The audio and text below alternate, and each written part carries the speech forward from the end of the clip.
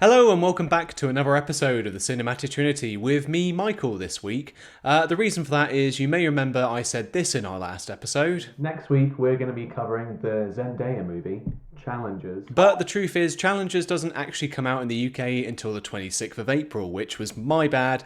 So this week, you're here with me as I review one of 2024's most controversial game releases, Suicide Squad: Kill the Justice League. Let's get into it.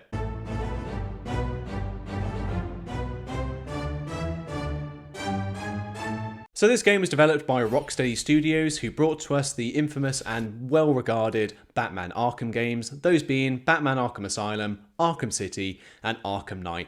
Personal favourites of mine, Batman Arkham Asylum is one of my favourite games ever made, and that just made me love Batman as a character. So seeing this game get announced did spark some interest in me. When the gameplay came out, my interest did definitely dwindle, and then just the early preview thoughts on the game, just how negative people were being, again, just really dampened it. But I picked it up back in February. I platinumed it yesterday as of the time of recording, so I'm just here to give you my quick thoughts on the game. Brainiac has landed in Metropolis, brainwashed the Justice League, and it's up to the Suicide Squad, or Task Force X, to come in and save the day. Now, this squad comprises of Deadshot, Harley Quinn, Captain Boomerang, and King Shark.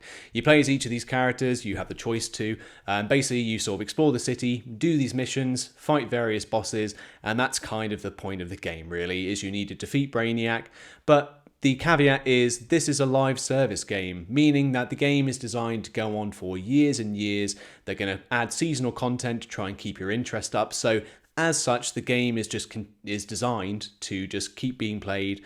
And as I mentioned, there was some negative reception in the previews, and especially when the game first came out. So I fully expected to go into this and just absolutely hate the game. But on playing it, and I've spent about 40 hours in it, I've platinumed it, as I said. And basically, I'm just going to say I didn't hate it. I thought it is very average. There are definitely some very strong problems with the game. Just the style as well is not my general kind of game. I don't play many looter shooters. I didn't really play in multiplayer. Kieran doesn't have the game, so that gives you an impression of why he didn't want to pick it up. But yeah, I didn't play in multiplayer. I sort of grinded out just to get the platinum. And yeah, all in all, I can't say I had an awful time with it, but it definitely has its problems. Focusing on the good stuff first though, the presentation, I do think the graphics in the game look good. The character models especially, they're just the expressions you can see in the game. They look just really, really nice. The meme that came out of Captain Boomerang turning his head, looking to the camera.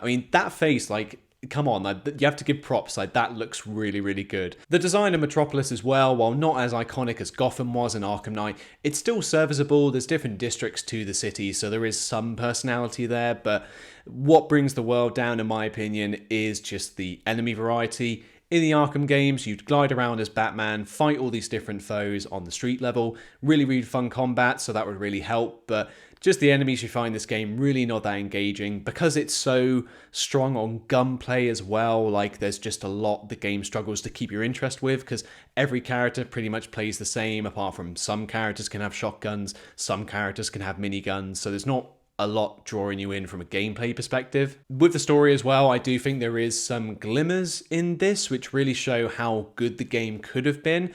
This game, they did tie into the Arkham universe, which I will get into later, so it is a sequel as such to Arkham Knight, which was the last Rocksteady game. And there are these echoes, there are bits of the story which sort of echo back to those games. I think Batman as a character, obviously he's a bad guy now, and seeing him, he is quite terrifying. He does survey you throughout the game. The radio chatter has him talking about you throughout. So that's just a really interesting element, and I think just him being this antagonist could have worked out to be really good, but there is some slip-ups here, which I will get into. In terms of the squad as well, I didn't mind the team banter they had. I thought sometimes the comedy did land. Captain Boomerang, I didn't mind, especially his accent and his Australianisms are very over the top, and the accent, you don't know whether the guy who voiced him was taking the mick a little bit. But he was my favourite one out of the bunch. Probably in terms of characters, the traversal as well, I thought was okay. Harley Quinn's traversal was the worst for me. I won't really touch upon it too much. I just really couldn't get into it. Her whole thing is she can grapple around the city and has a little bat drone which can fly her around places. In terms of the other characters though, King Shark has this mystical ability to jump really far and he can swim through the air. It was kind of fun, and covering great distances with him did feel quite nice. Deadshot has a jetpack that he uses, which has limited fuel, so you can only go for so long before you have to either recharge it or land on the ground, which resets your gauge. This felt okay. I mean, again, it's very tedious having to land every so often just because of how weak the jetpack was.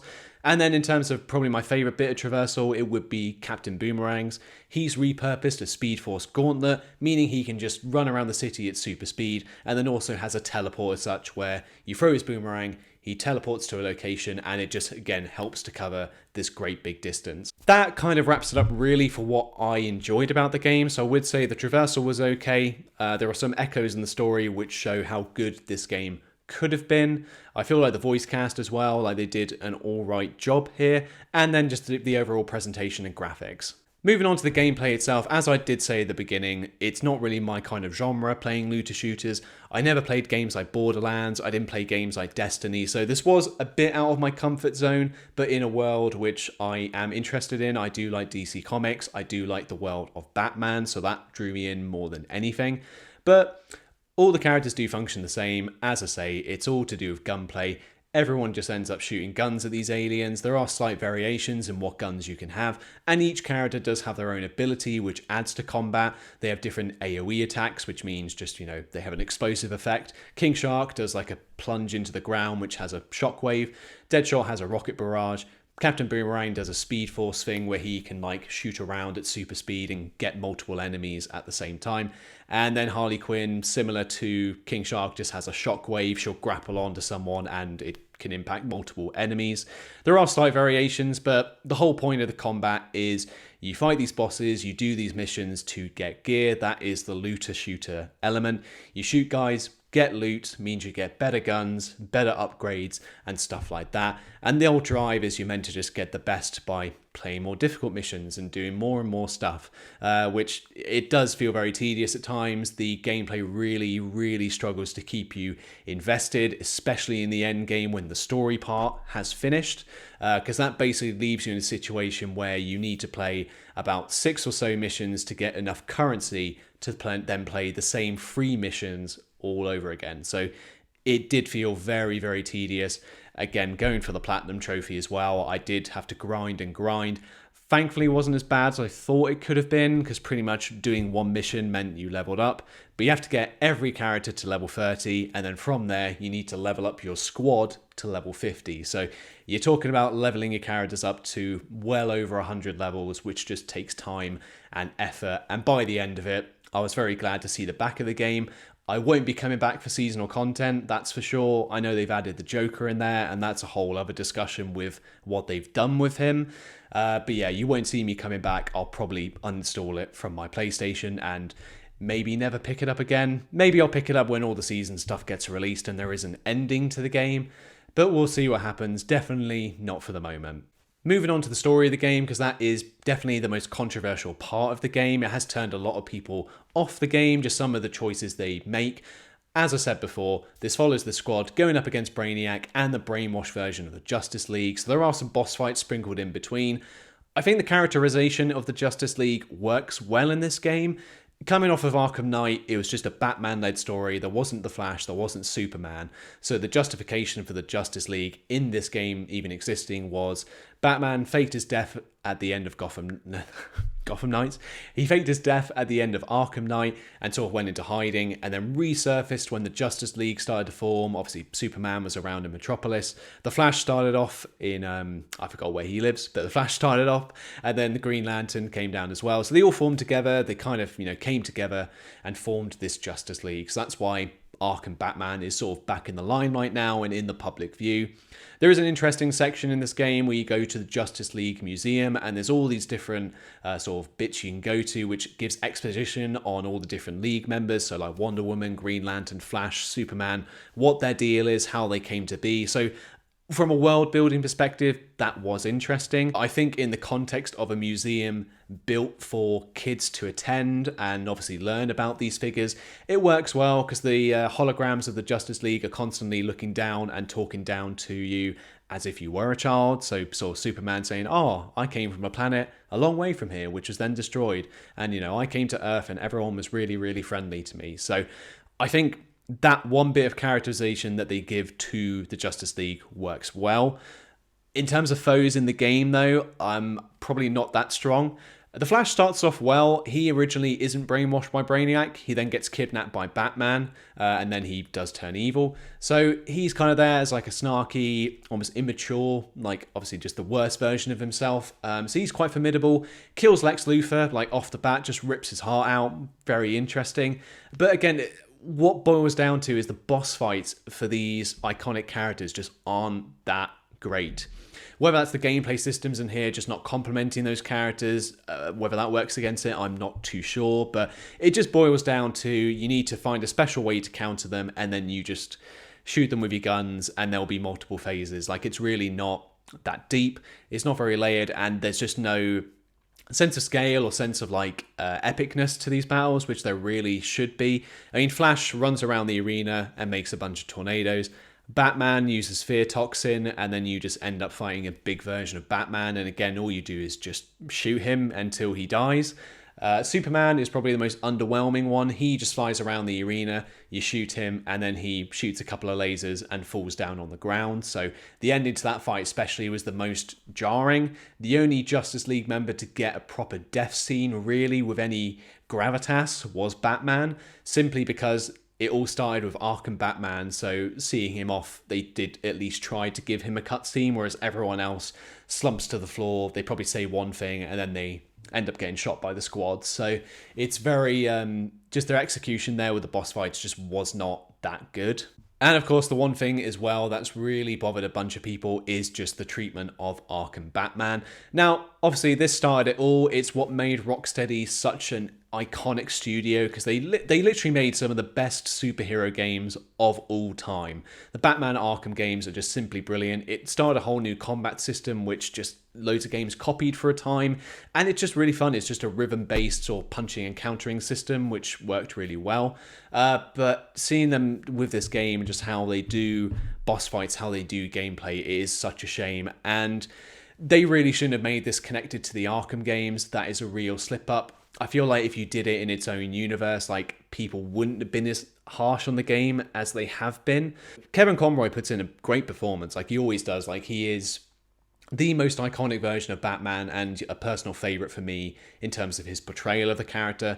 He played him in Arkham Batman, he played him in the animated series and countless animated films and TV projects. So he is just, you know, he is the quintessential Batman. He's played him so many times, and just every time he puts his all into the role. So you can't fault him for this performance in Suicide Squad. Like, for the time he's in it, he is really good. He portrays Batman's cunning, and because he's evil, he just comes off as a lot more threatening, which is really good.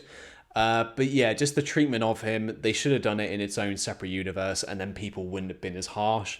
But just the fact that you go through 3 games with this character, and then he gets killed in this one quite unceremoniously. They literally, you have your boss fight, he goes to Lex Luthor for a bit, who comes in from an alternate universe, gets operated on, and then they kind of thrust him onto a park bench, and Harley Quinn is the one to shoot him, and he just dies. So, again, in terms of treating your fan base with respect and the people who put Rocksteady on the map, by doing this to this character, it does leave a sour taste in your mouth, and you do think, what were they thinking at the time?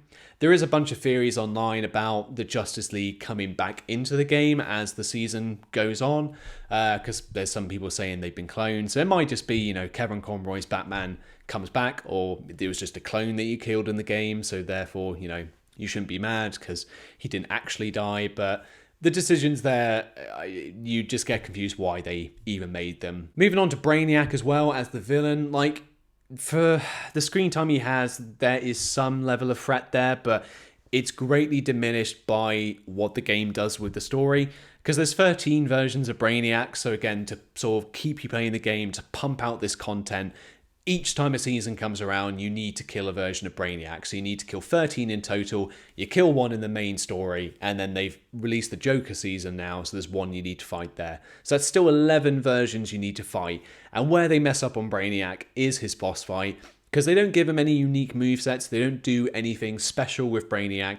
They copy and paste the Flash boss fight, and they just say, here's Brainiac using the Flash's powers. And then the Joker season, they take the Green Lantern fight, reskin it as Brainiac, and they get him using the same powers. Like, there's just no care put to this villain, because when he gets introduced initially, he like freezes the squad like in place and like starts to monologue around them. Like that bit's really cool, and they got the guy who played Lucius Malfoy, Jason Isaacs, to come and voice him, and he does put in a good job playing this character. Like his voice role is really good, but he gets diminished because his boss fight is rubbish.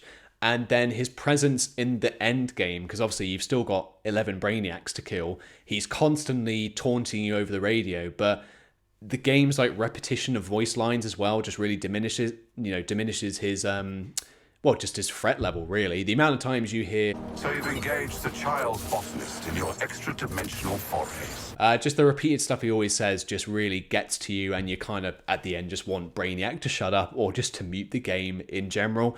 So it's a real shame. Like the execution of the game is just such a shame. They could have done so much more with this property.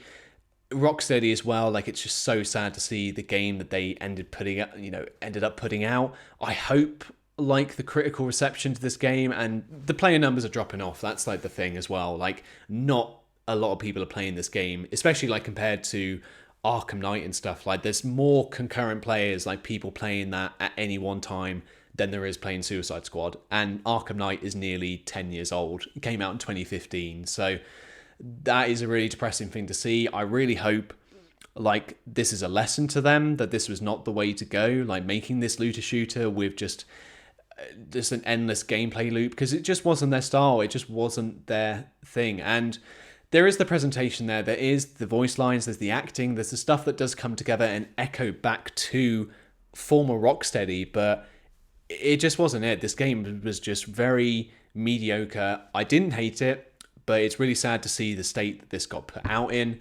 especially, and just what is there. Like, there's nothing bringing me back to this game. Like, I would replay Arkham Asylum, Arkham City, and Arkham Knight. I could pretty much do them every year because they are some of my favorite games. Like, again, they're just so replayable. There's just such good stories to them, and Kevin Conroy and Mark Hamill and stuff like that. It all draws you in, but nothing is bringing me back to Suicide Squad Kill the Justice League, unfortunately. My score for the game, I have been quite generous because playing it almost in tandem with Gotham Knights, which again me and Kieran reviewed, and like that had its problems as well and was quite a mediocre game. I have put it on the same level, so this is a 6 out of 10. Would I recommend you playing it? Probably not at full price. I definitely recommend it going probably to the cheapest it can be and then picking it up, or just waiting until all the season stuff has come out, and then if you want to try the true experience and see what it's like, pick it up then. But really, as a game, I just would not recommend paying full price for it. It's really not worthwhile. If you're a fan of the Arkham games, again, I wouldn't recommend playing this game just because of what it does to its most iconic character. But that's my opinion anyway. I'm pretty sure I'm in line with the rest of the internet right now. There's not really been a high praise review for this game, but I wanted to come on here because I have finished it recently.